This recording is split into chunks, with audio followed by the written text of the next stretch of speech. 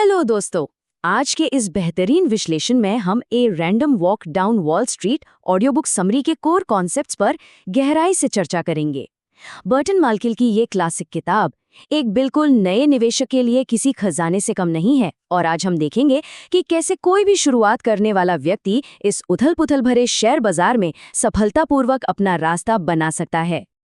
अक्सर जब कोई नया निवेशक मार्केट में कदम रखता है तो उसके मन में ये सवाल जरूर आता है कि क्या शेयर बाजार सिर्फ एक बहुत बड़ी लॉटरी मशीन है। मतलब क्या यहाँ लोग बस एक सिक्का उछालते हैं और अपनी जिंदगी भर की कमाई दांव पर लगा देते हैं। ये एक बहुत ही आम धारणा है जिसे आज हम पूरी तरह से डिकोड करने वाले हैं।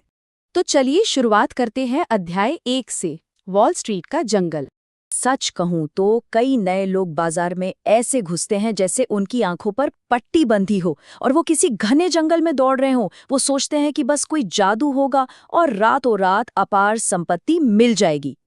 लेकिन सच्चाई ये है कि ये कोई जीनियस लोगों का प्लेग्राउंड नहीं है, बल्कि लालच, भ्रम और ओवर कॉन्फिडेंस से भरा एक खतरनाक जंगल है जहां हर कदम फूंक फूंक कर रखना होता है। और यहीं पर सबसे क्रूशियल पॉइंट आता है, रैंडम वॉक का सिद्धांत। बिल्कुल आसान भाषा में कहें तो मार्केट की चाल पूरी तरह से अनप्रिडिक्टेबल है। कोई भी एक्सपर्ट, चाहे वो कितना भी बड़ा क्यों ना हो, सटीक रूप से ये नहीं बता सकता कि कल शेयर की कीमत क्या होगी। अगर कोई ऐसा दावा कर रहा है तो समझ लीजिए वो बहुत बड़ी गलतफहमी का शिकार है। आगे बढ़ते हैं अध्याय 2 की तरफ, मानसिक जालों से बचना। जरा इतिहास के पन्नों को पलटकर देखते हैं।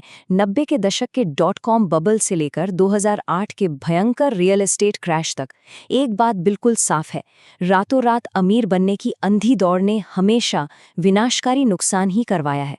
और सबसे दुखद बात क्या है, जब 2009 में बाजार शानदार रिकवरी कर रहा था, तब नए निवेशक इतने डरे हुए थे कि वो इस बम्पर मुनाफे से पूरी तरह चूक गए।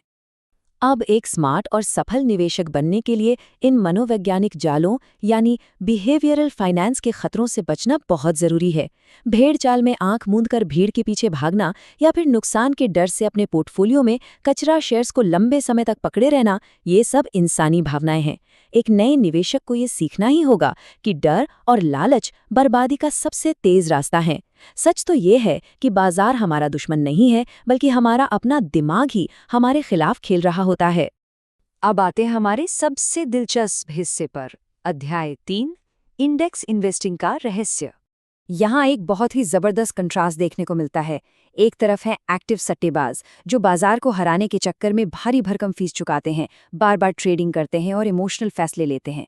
और दूसरी तरफ है पैसिव इंडेक्सर्स। ये लोग कम फीस देते हैं, शांति से बैठते हैं और बाजार की स्वाभाविक ग्रोथ के साथ साथ एक बहुत ही सिस्टमैटिक प्रोग्रेस करते हैं। कम टेंशन और ज्यादा मुनाफा।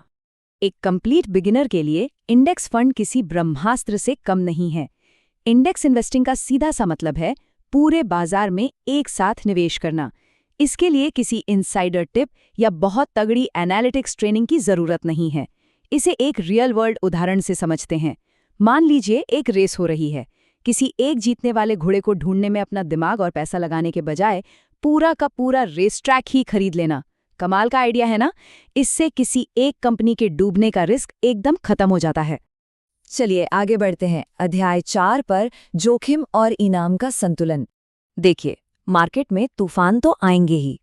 उन तूफानों से बचने के लिए एक मजबूत कवच चाहिए, और मॉडर्न पोर्टफोलियो थ्योरी हमें यही सिखाती है। अपनी पूरी पूंजी को सिर्फ एक जगह मत लगाइए। इसे स्टॉक्स, बॉन्ड्स और रियल एस्टेट जैसी अलग अलग जगहों पर बांटना चाहिए। इससे होता ये है कि अगर किसी एक सेक्टर में भारी गिरावट आती भी है तो दूसरा सेक्टर उसे बैलेंस कर लेता है। इसे ही असली डाइवर्सिफिकेशन कहते हैं।